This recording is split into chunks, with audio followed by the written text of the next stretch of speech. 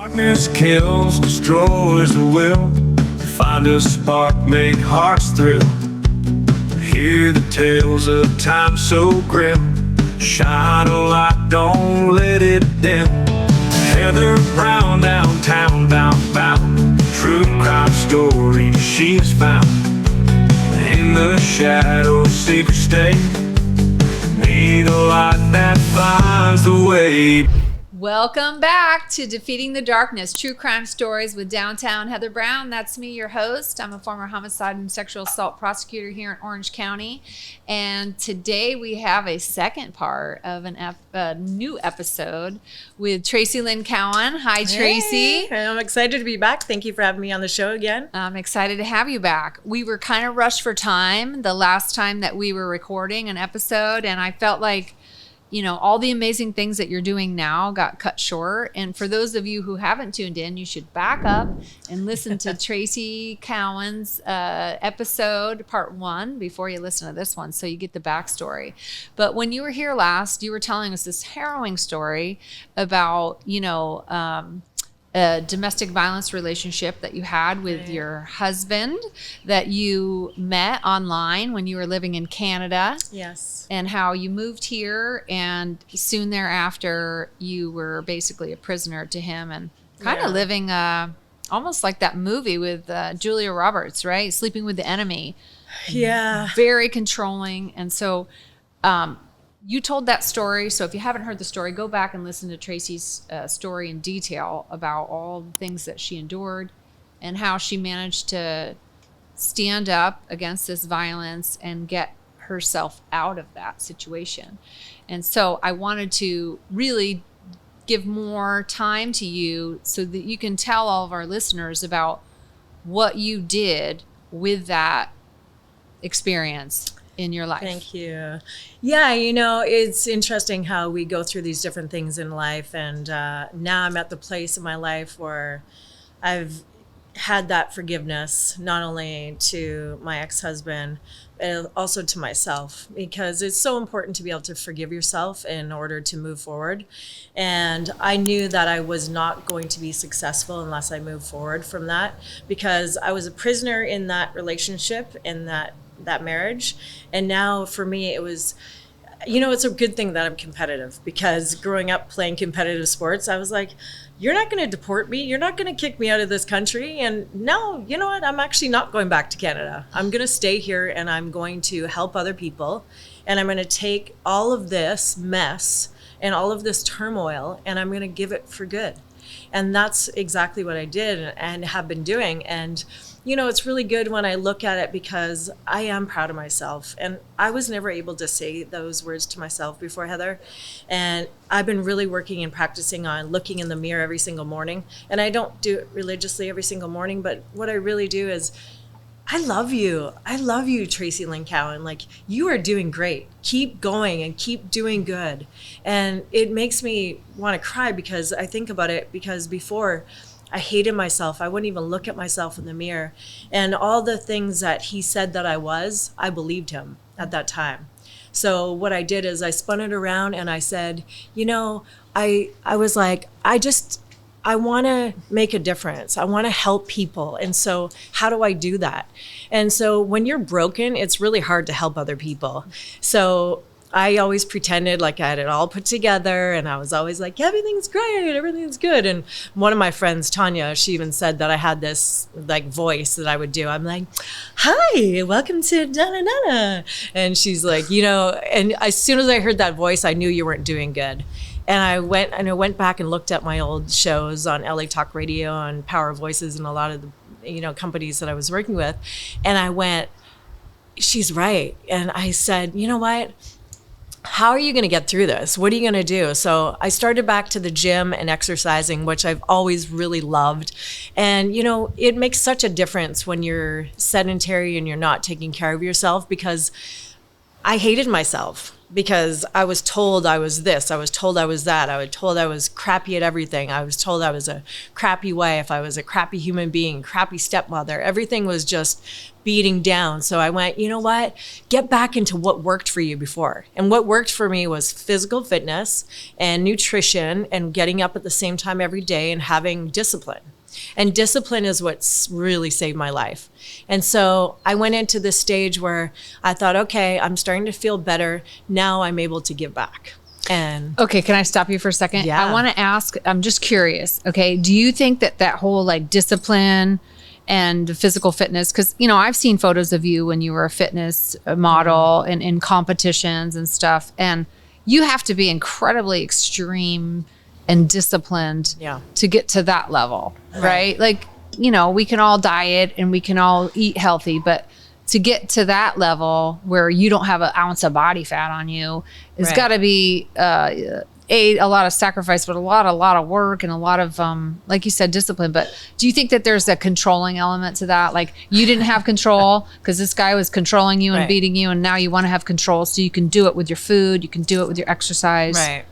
Yeah, it absolutely is. And you know what, that actually stems from childhood, from what I went through. And obviously people can see in the first segment, you know, what we talked about a little bit, but just having that control over my body. I suffered with eating disorders. So I had bulimia. That's what I was going to ask you. Yeah. So anorexia. I had every, you know, phobia and problem that you know, I look back at it now and it's just like, wow. I mean, that was a lot. And I suffered through that for a long time. And so when I was leaving my ex-husband, I started to go into that thought pattern, because again, it's what can I control? Because everything was so out of control. So why don't I take something that I can take and I'm really good at and I can master that again? But it was also, you know, not only just control, but it was because I knew I was good at that.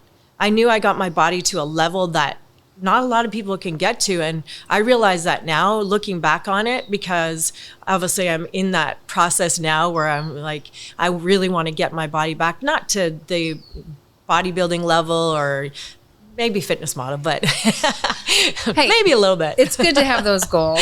Yeah. And so I look back at it and I just think, without discipline, I mean, how you have to have discipline in all your affairs, in your relationships and business and in your own success and your physical fitness. And so I thought, you know what, that worked for me before. So I'm going to go back and apply that. So it was actually a positive thing for me on this level. And now that I transitioned into that, but before, definitely a lot of power and control in there, because I knew how to manipulate that. I knew how to control that. I knew what foods were good for my body. And then you fast forward going into having all these injuries, and after my car accident 3 years ago and suffering a brain injury, I also broke my leg. I tore all my ligaments in my ankle in another accident. You know, my neck, huge issues with my neck, obviously, and just had neck surgery a couple months ago. Oh my gosh, know, it's right? only You're a couple doing months. amazing from that. You had neck surgery. And I saw the x-rays and it's pretty wild, all the damage that was there. Thank you. I mean, you bounced back. I know it was a struggle for the first couple weeks with the pain and not being able to do things. And what do you think got you through that? You know, I look back at it and that's a great question. And I do think about that a lot, because I think with the brain injury too, it was so confusing for me because I didn't know what was going on. And I was misdiagnosed by all these doctors for so many years that I thought maybe I was having a nervous breakdown. I thought maybe this trauma was coming back. Maybe I wasn't as healed as I thought I was. Maybe it was because I was working with survivors that my trauma was resurfacing. So I had a lot of questions for myself, and I really took a good look at it. And I went, okay, when I found out it was a, TBI, traumatic brain injury, then I thought, okay, well, now I can manage this because now I know what it is. And so then it became a little bit easier for me to work through. And then with the neck, just the constant pain every single day, I was just, beside myself. And I think the recovery has gone so progressively well. Also, shout out to my surgeon, Dr. Jeremy Smith, incredible. I mean, he's changed my life. I can't even thank him enough, because when I finally got diagnosed with all these injuries, because I kept saying to all these doctors, there's something wrong with my neck. I know, like, I'm not making this up. There's something wrong. And they were telling me that I had anxiety and I had maybe depression. I needed to see a counselor. And I thought, wow, okay, that's interesting. Here I'm counseling these women and coaching these women, I should say, and, and helping other people and domestic violence survivors. And then I just was like, get back to it, Traci. You know what to do. You know how to do this. And then when I was able to walk and not have a tremor and shaking and being able to lift my arm again, I just was like, do it again. Go back to what you know. Go back to what worked for you before. And that's what I coach and teach a lot of my clients is what works for you. Don't focus on what's not working for you, because if we're focused on that, we're going to stay in that same place. And so I started to focus on all the things that were working for me and then all the things that were going well for me. So I started with just walking. I mean, I felt pathetic. I mean, because you've seen it. And I struggled with taking pain medication and things like that. I wanted to be the hero. And so, I kind of had a setback there. But every day I just wake up and feel like I know that God put me here for a purpose. And I know that I've always been a teacher and I've always been a coach. And so I feel like people need me. And if I'm not doing okay, then how can I help other people? Because you have to give it away to keep it, right? Yeah. And so that was the thing for me. Every single day I try to wake up and go, how can I be of service? And if I'm sitting back and in this depression and feeling sorry for myself and pain and struggling, that's what I'm going to give to other people. So I just realized that people needed me and people actually cared about what I had to say, and and I wanted to make a difference again. So launching my podcast again. And okay, so tell us about that. So you're launching. Yeah. So I want to just back up just 1 second, because I think we missed a couple of things. Like at the last episode, you talked about how you got out of that domestic violence situation, and then we started to talk about the things you're doing. But right, I know the injuries. You were in a terrible car accident. Yeah. And that caused you tremendous setback. You recovered from that, and then you learned you needed neck surgery. Yeah. And then since the last time you were on here, you had the neck surgery. Yes. And then you bounced back from that. And so now, today, right. I mean, it just sounds like resiliency. You're right. You're very resilient, and you have shown that over and over again. Like, you look amazing. The fact that you recovered from your neck surgery so, quickly, is really a testament to how resilient you are. And I think that's amazing. And I think that's a great message for everyone to hear. Sometimes we can dwell in that pity party, right, dwell in that moment, like, and I think one of the most important things that someone ever told me, and you're a testament to that, is like, this too shall pass. Right. That's a really good reminder. Like, I know you're in the thick of something like dark, or, you're in pain, or something terrible happened to you, but this will pass. This too shall pass, and you will move forward to a brighter day. Yeah. And you're in those brighter days now, and just starting out. So tell us, you mentioned a podcast. Tell us about that. So my podcast, a lot of you may know that I had a show before. So I worked in TV and radio, and I was stuck for a while, and I felt like I really couldn't give out this information. So I put it on hold for a while, and we just relaunched Life Unleashed with TLC. So it's a motivational empowerment show. And basically we're talking about people that have been through adversity, how we went through it, what we went through, how we overcame it, and where we are today. So I'm super excited. We're going to be on Apple, we're going to be on Spotify, iTunes, and YouTube, and all the social media platforms. So we're just doing our episodes right now. I'm just beyond myself, so excited. So bear with me. I'm probably going to be a little, dust off some cobwebs at first, but I'm excited to get back into action. That's exciting. Okay, Yeah. so the name of the podcast again is? It's called Life Unleashed with TLC. Life Unleashed with TLC, available on iTunes, Spotify, YouTube.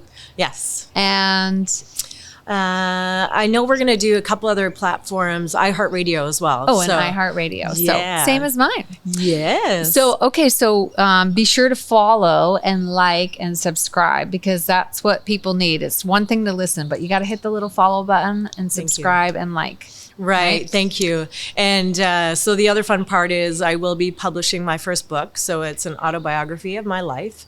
And I needed a few more juicy details to add in there. So I'm sure it's going to be interesting. I'm not sure if my son will think it's as interesting as a lot of other people reading it. But also shout out to Cody. My son is 32 years old today. Yes, I had him when I was like 4.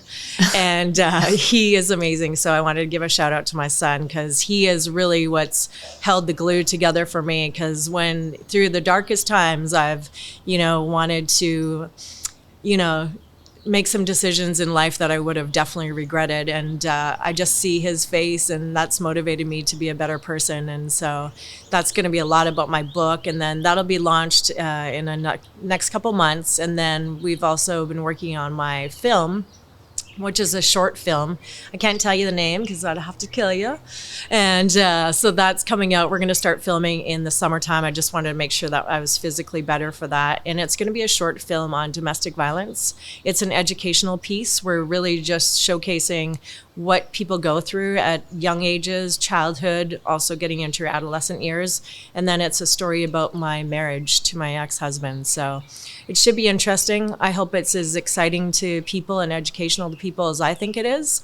And so that's something we're working on right now. Okay, great. And We'll have to have you back on when you have the name and you can share it, and we can get you some people to buy the book and watch the short film. Thank you. And if anyone's looking for learning some self-defense and self-protection, I am an executive protection agent, and I love my career. I love working in the health and fitness industry, but the executive protection is a lot of fun because I really love teaching people how to protect themselves and having that self-awareness. And so let's talk about that a little bit. We talked a little bit last time, but it was so rushed that I wanted you to maybe tell us what that looks like. Like, you have classes. Is this somewhere people can go and sign up to learn how to defend themselves? Yeah, well, my new website will be tlcunleashed.com. It's under construction right now, so we will have information there. You can also go to my Facebook, Traci Lynn Cowan, or TLC Unleashed, my Instagram, and I'm going to be posting a lot of different classes coming up now.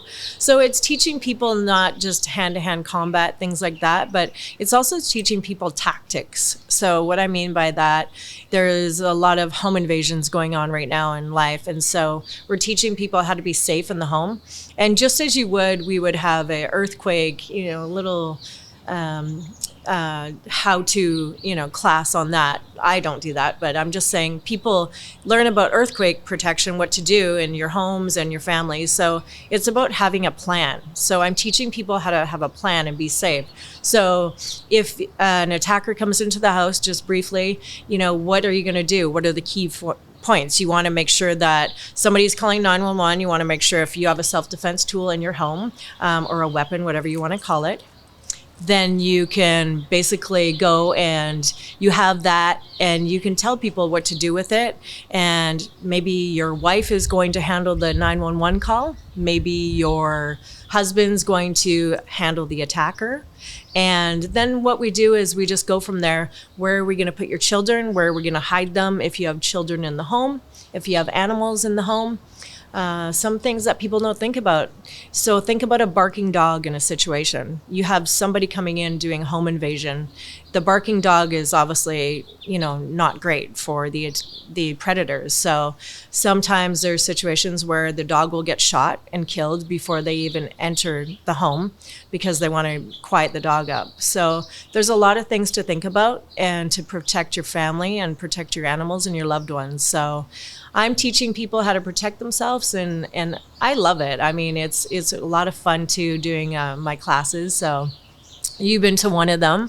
I was to one of them. It was great. I love the information, and it's just things you don't always think about. Like you mentioned on the last episode, and maybe tell our listeners who didn't tune into that one, just like just the basics of if someone comes up and they want your purse, what do you do with it? Right. And it's funny, I was at a networking event the other night, and my friend Jennifer Ohama Couture, I love her new clothing line. She's Wait, what's her name? Give her a shout out. Jennifer, so Ohama Couture, and she does all these amazing jean jackets for women, and she does shirts and jean skirts too, and then she uses old vintage scarves and things. Like, this is my Burberry one. I feel kind of special. I'm loving it. So Ohama Couture, so check her out. She's a great woman, and she's very talented. So I know you ladies will love that. So I was there, and I just started talking to one of these women, and I just said, if someone, you have to know what they want. So you have to know what the attacker wants. And so how do you know that? Well, a lot of times they'll tell you, give me your purse. Maybe they have a gun to your head, or they're holding a knife. Give me your effing purse, right? And you're like, oh, are you going to hand it to them and just pass it to them and be in the direct line of fire, as I call it, because you are in this, they can grab you, they can pull you in, they can throw you down at this point, they can slash your neck or shoot you, so what you want to do is you want to keep eye contact with them, and you want to toss it to the side. But you also want to know where your exit is, because if you're tossing it to the area where you're running to escape, because that's your next step you want to do, you want to make sure you toss it away from your exit. So you always make sure when you're entering any room, any place that you're going to, know your exits. Because if you get trapped in a home, or you get trapped, in a corner or a park or wherever, you need to know where you can run to. So you would toss it to the side. You wouldn't be giving them attitude or her. There's also predators as women, obviously. So you would toss it to the side, and then you would run. And there's other things too, like thinking about. Well, let me stop you. If they have a gun, do you run? Because aren't you going to get shot in the back? You know what? Take your chances. Because if you stay there, what are your chances too, right?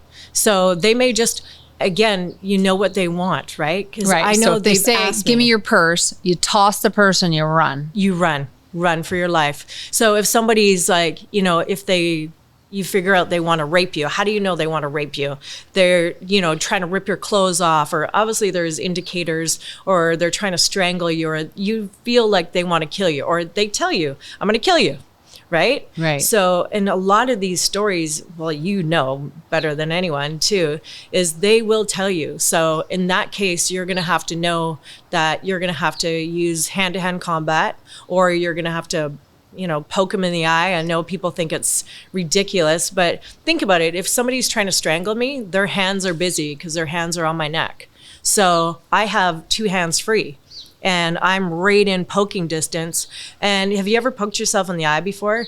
Or it'll set you back. It'll kick you back. Even I was watching the MMA fights with my son, and if they get poked in the eye, it stops them in their tracks, and they actually give them like a 5-minute timeout, right? Yeah. If the guys who are fighting to kill each other get a 5-minute timeout because they got poked in the eye, you can't see it. It definitely, I think that's a great tactic. Do you hear that? Poke them in the eye. Poke them in the eyes, but mean it. I mean, you are drilling your fingers through their eyeballs, like all the way through. It's not just, because adrenaline kicks in, you've got fight or flight, you've got fun, you've got, you could be in fetal position and just not even know what to do. And the biggest thing, and we're going to have on one of my shows, a breathwork coach, is breathe. Because think about it. Have you ever had a cop pull up behind you and the siren, you're like, or someone scares you and I was looking at an Instagram post yesterday, and it goes, watch to the end. And all of a sudden this clown popped out, and I literally was like, ah! My dog Angel was like jumped off the couch, and it scared the crap out of me. And I thought, oh my gosh, I mean, I wasn't expecting it. So think about if someone jumps out of the bush and they grab you from behind, they got a knife on your neck, and you're just, you don't know what to do. And so if you're not trained, how are you supposed to know what to do? And all these are a very perishable skill as well.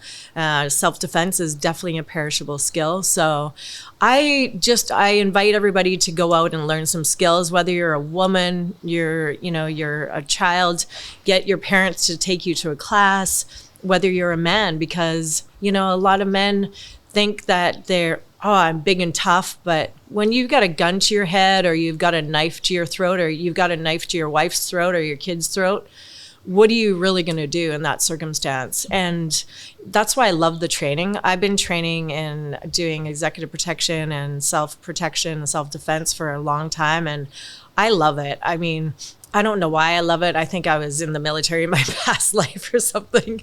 Or maybe I watched too much G.I. Jane or something. Right. Well, speaking of that, okay, so being in executive protection, right? Like, you're obviously a beautiful woman. Like, how does that, like, does anybody suspect that you're like the bodyguard for, you know? Well, a lot of the events or the details that we call them that we do is I actually look like a Secret Service agent. So I do have a suit on and usually earpiece and a radio and things like that, unless I work undercover and then they don't know. So I'd be in plain clothes. So most of the time they would know that I am some type of security of some form. So I love it. I mean, I get to work with a bunch of alpha men. As you know, I like alpha men. So for me, I love being usually the only woman in that position. And I guess, it was funny. I was having a conversation with my shaman healer last night, and we're laughing how we're so different. And he goes, do you think about it? You're in all these control positions. And then I remembered what you said too, when I was healing from my neck injury. You're like, you're a bit of a control freak, right? And I thought, oh, maybe I am. And so I've been really taking a look at that lately. And then being in executive protection, you're controlling the situation because it's a sense of power. And I think what the best part about it is that I know that I can handle myself, and I know that I will give everything that I can in that position. I know there's a lot of security guards, I'd call it, in those positions, and they would not do what they needed to do in order to protect the situation or the person at hand. And I know that I'm skilled, and I know that I care about people, and I'd want to protect the person that I'm working with. And so I think that's what it separates me from everybody else, and also being pretty much the only woman. So Right. Yeah. It's a very male dominated business. Yeah, it is. So for our listeners, because, as we wrap up, I want to give them a few takeaways in terms of being able to protect themselves. What do you think the best way for a woman to protect themselves is? Self-awareness. Self-awareness. Yeah. Well, being aware of your surroundings and just being, some people make fun of me and call me hypervigilant, and I definitely am after what I've experienced in the past, and also being trained at this level. But the one thing is, if you don't know your surroundings, then that is your biggest mistake. And I'm talking being distracted on your phone, drinking too much and getting in the wrong Uber or getting in a car that's not your Uber. I mean, we have to be, especially this day and age too, especially for young women, I'd like to say, don't drink so much that you don't even know where you are. You're just so unprotected at this point. Just be careful and stick with your friends, because that's the biggest thing. And if you're aware, I'm going to give you an example really quickly. If I'm down like this and I'm like this on my phone and I'm just, my shoulders are down or whatever, or if I walk into a room with my shoulders back and I make eye contact at everybody and I look everybody in the eye, they're going to know that I'm confident, for one. They're also going to know that I'm aware of my surroundings. And so I tell you, I've done this to men, and I've actually made them look down. And I'm not doing it for a sense of control, but I do it so that they know that I see them. And I always look to see if people have weapons.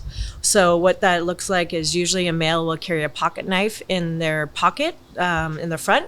Some will carry it in the back, but if they do carry it in the back, then they're probably not trained with it. And you want to make sure that you look at people and let them know, hey, you know what? I see you. I know you're there. And so having that self-awareness and just aware of your surroundings is key number one thing. Because take a look when you go into a restaurant, take a look at your environment. Don't put your back to the door.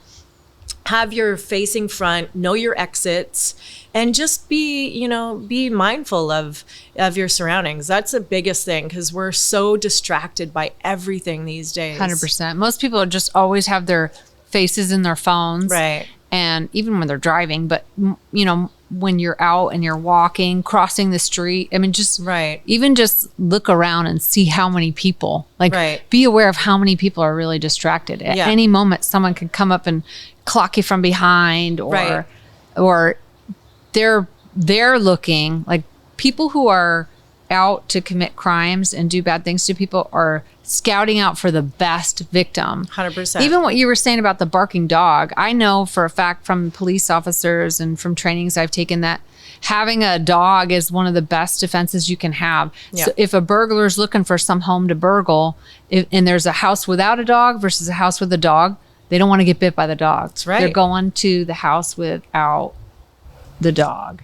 Yeah. And it's just like what you were saying about having, you know, looking up and confident and looking around and making eye contact. If they're Right. going to pick someone to target, they're not going to pick the girl that's giving them the eye and, you know, scouting them out and very aware of their surroundings. They're going to pick the girl that's Right. distracted and not aware of her surroundings because she makes a better target. Right, exactly. And that's the thing. And even just protecting yourself. So even if it's a simple, I don't feel comfortable, the thing is too, is listen to your gut. Listen to your instinct, because we all have that where it drops into the pit of your stomach and you're like, that doesn't feel right. I mean, we do it in relationships, we make poor choices, we do it in business decisions, but we know. And so if you feel something uncomfortable, or say you're walking on one side of the street and you see something coming up ahead because you are aware of your surroundings, and someone makes you feel uncomfortable, why is it not okay to just walk across to the other side of the street? Why not? If you saw danger, if you saw a car coming towards you that looked reckless, or someone drinking and driving, you thought, you would move to another lane. So why wouldn't you cross the street and just say, you know what, I'm just going to remove myself out of this situation so that being proactive. And that's the thing. It's like, if you do have a self-defense tool, and if you come to my classes, I can teach you how to use these. And, you know, if it's a stun device or I have a poker on my keychain, if someone's going to attack me, I'm going to be prepared to use it. Yeah, and poke them in the eye. Yeah, And or wherever. What's one of the best, like, simple self-defense tools as we wrap up today? Right. Well, in my opinion, I like the stun devices, but you want to have something that's going to penetrate through the clothing. You're not going to just want to stun somebody on the knuckles or the hand or anything like that, especially if someone's high on drugs or, you know, their adrenaline's dumped or what's going on for them. So I like the stun devices. I also like the pokers for me. But the thing is you have to be trained as well. So, and you have to be prepared to use it. So I teach in my class too, if you're a woman and you carry a pocket knife, do you know how to use it? Or are you going to use it? Don't carry a pocket knife, because you can have it used against you. And that's one of the worst crimes that you've probably seen. And I've seen it all over, and it's terrible. So be prepared to use it. So if you have a pepper spray, you don't want to deploy a pepper spray in a vehicle if someone's, you know, kidnapped you or something like that, unless you shoot it right in their eye. But the thing with self-defense tools, and we're talking, so they're called weapons, and some are legal in some states. I love these stun devices. They're legal in Southern California here, and some states they're not. But they're great, but know how to use them. Know where to strike, and if you can't deploy it and it's not working, what are you going to do? And have a backup plan. Have a plan. Because and a if backup it doesn't plan. work and you're like, oh shoot, Traci Lynn taught me in the self-defense class to stun them, and now I can't stun them, so what am I going to do? Well, hit them with it. Hit them on the back end of it, the front end, stab them with it, protect your face, and then run. So you have to always have a plan. And, you know, everything could be a self-defense tool. This microphone could be. That's why I always have a cocktail in hand, is in case I have to bash someone over the head with the glass. If you have a bottle of tequila handy all the that'll time, work too. You can just hit them with a bottle of tequila, and I'm like, it's great. officer, it's a self-defense tool. Exactly. Who needs a bat or a stun device in your vehicle? Like, just carry a bottle. No, I'm kidding. Totally don't do that ever.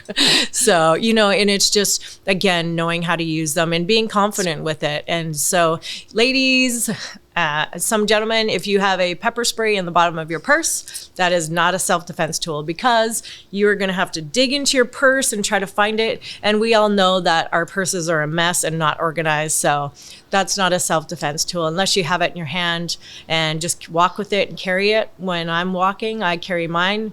And why not, right? Yeah, Why no, not? better to be safe than sorry is really the moral of this story. Well, wow. So where can people find your self-defense class again? All right, so the website will be up soon. You can, it'll be tlcunleashed.com.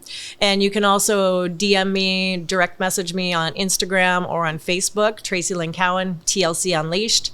And yeah, you can reach out to me and just send me a message, and you can even respond on my posts or anything like that. I am going to be putting up content now that I'm feeling back in action and feeling good. So February is definitely moving forward with all of our classes. We're going to have a class at the end of the month. I'll let you know the location, because for my safety and yours, I am not sharing that location right now. So again, that's another tip as well. Please don't go live on Facebook and expect people not to know where you live when your address is in the background. Another safety pointer. Oh, that's a good pointer. Did you hear that? No Facebook Live. People will know where you're at. I like that. I like that tip. So Life Unleashed with TLC, the podcast will be launching at the end of the month. And Heather Brown's already been a guest on the show. I can't wait for that. So thank you for what you do, Heather. I just want to say I appreciate you, and you are definitely defeating the darkness. And, you know, you're an exceptional woman. And if people don't know you on another level as a friend, I just think that you are such an exceptional human being. And thank you for what you do. Oh, stop. Don't She didn't pay me to say that. Don't I'm just stop. saying it because I mean it. Thank you. I appreciate that. I give it all the glory to God. He Amen. has, amen, right? He's so Right. good. All right. Well, gosh, thank you so much. Thank you. For all that you're doing to help women and rise them up out from you. the ashes of coming from a horrible situation of domestic violence, and teaching people how to stay safe, because that's really important. And you. I think you're an amazing badass, and I'd love for you to go check out TLC Unleashed. She is unleashed and on the prowl. Anyway, I'm so excited that we're friends, and I think you're amazing, and I can't wait to listen to your podcast. And I will be liking and subscribing and following, which is what all you should be doing. Please. Yeah, thank you. All right. Well, we're out of time, but until we meet again, that's a wrap. And if you can't find the light, be the light, like Traci Lynn Cowan. See you next time. Be the light, shine so bright, turn the